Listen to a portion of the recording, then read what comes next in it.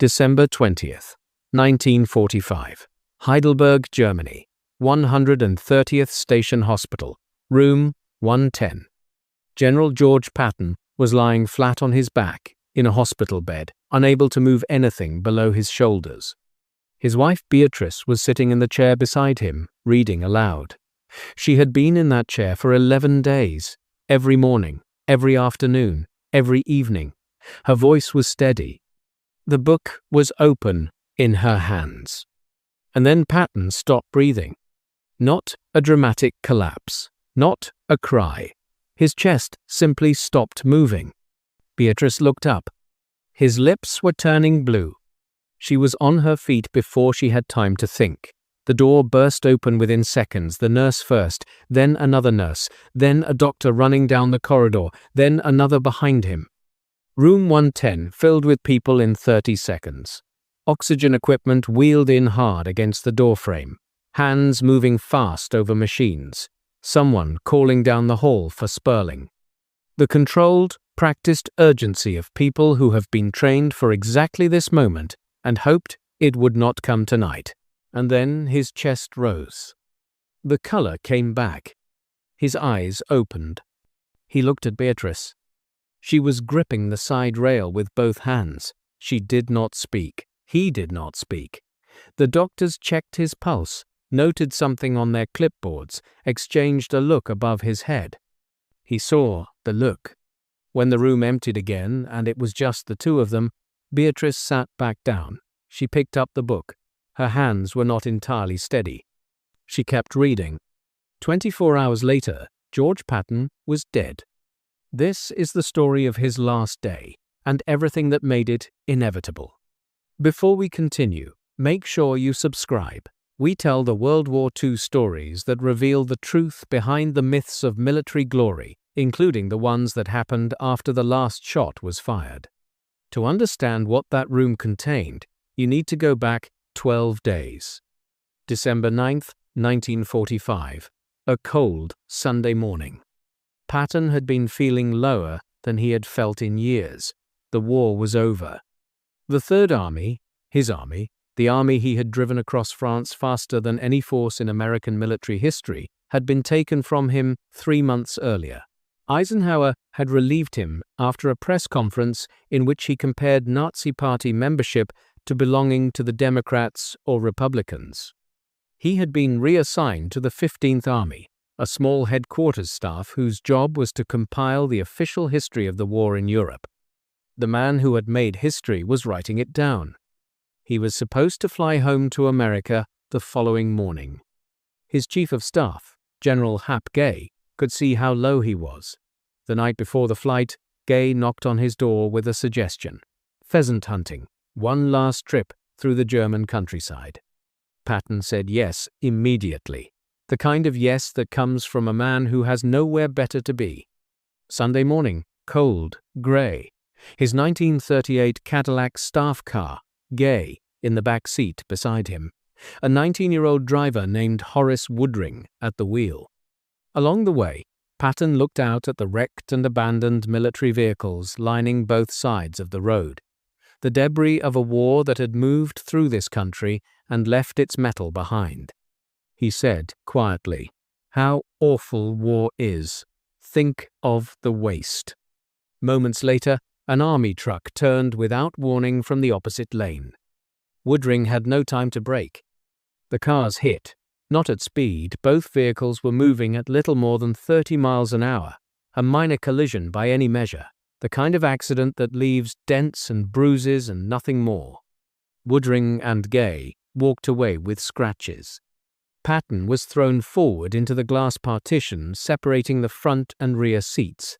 His neck broke at the 3rd and 4th cervical vertebrae. He could not move his arms or his legs. He was conscious. He looked at Gay. "This is a hell of a way to die." They rushed him to the hospital in Heidelberg.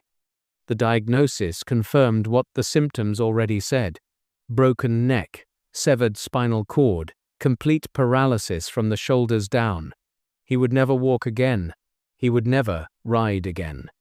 He would never command anything again. He asked his neurosurgeon, Colonel Sperling, for the truth. "What chance have I to recover?"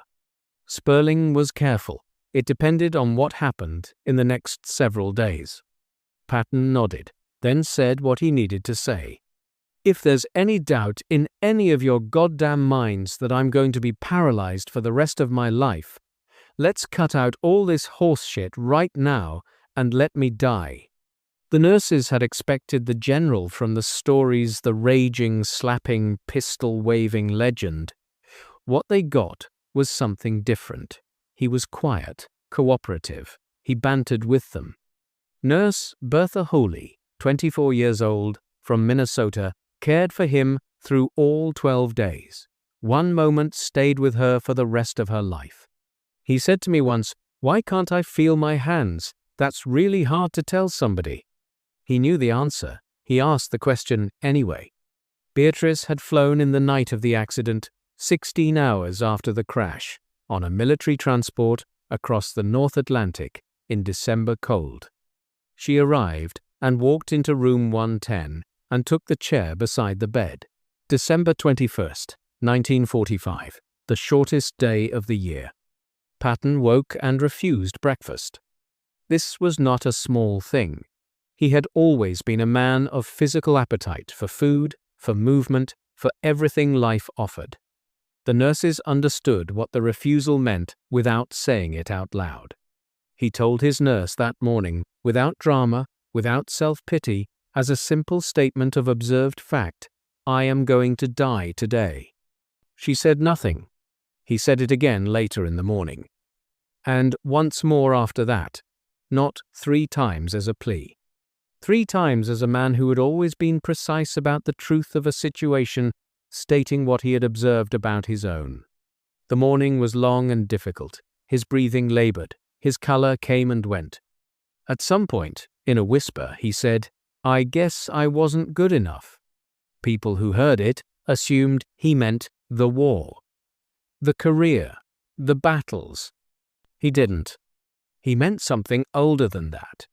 Patton believed, and this was not a metaphor, not a figure of speech, that he had lived before, many times, as a Greek warrior at Marathon, as a soldier in Caesar's legions, as a cavalryman under Napoleon. He spoke about it openly, without embarrassment, across his entire life.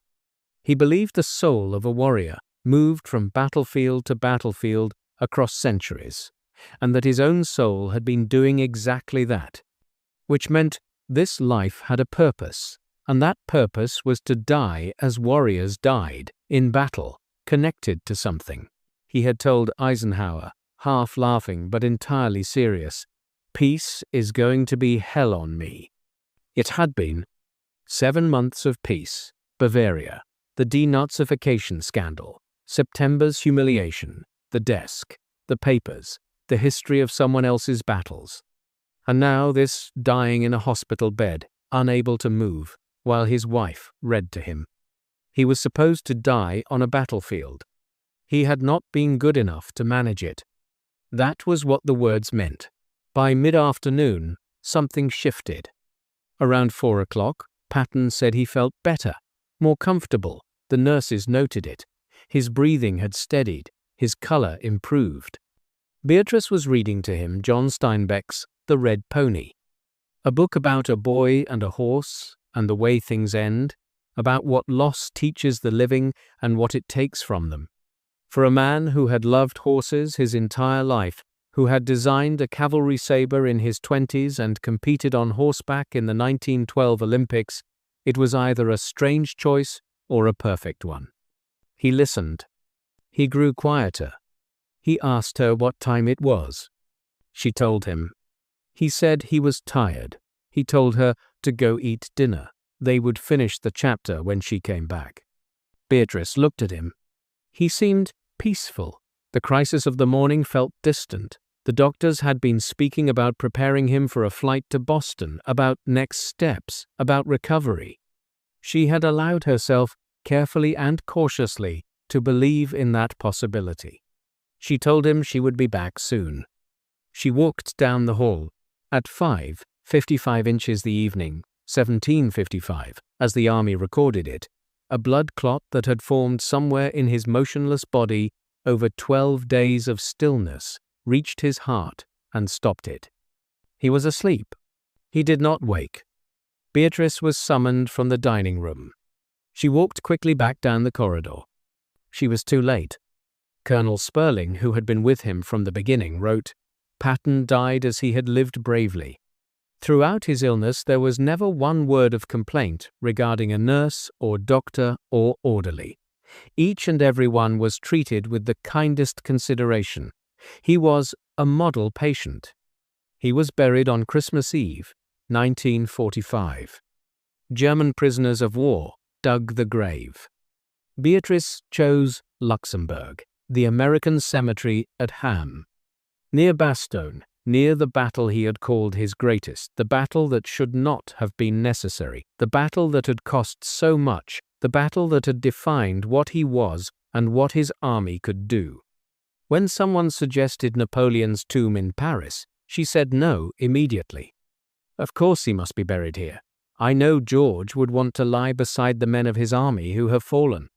A group of rabbis attended in their concentration camp uniforms. A reporter asked why they had come for a man with Patton's complicated record. One of them answered, "His armies ended the war months sooner than anyone else could have. The men who survived the camps were alive because of what this man had done." The ceremony lasted 25 minutes. His orderly of 3 years, Sergeant William Meeks, presented Beatrice with the folded flag. There were tears in Meeks's eyes. Taps echoed into the December hills. Patton's grave faces east, toward Germany, toward the battles, toward the direction he was always trying to go. He is the only 4-star general buried there. He asked for it that way.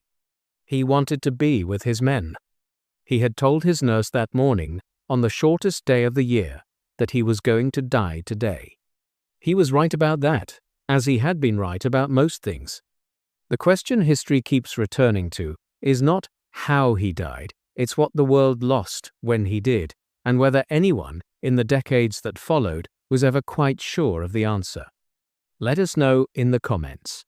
And if you want more World War II stories that don't have easy answers, make sure you subscribe.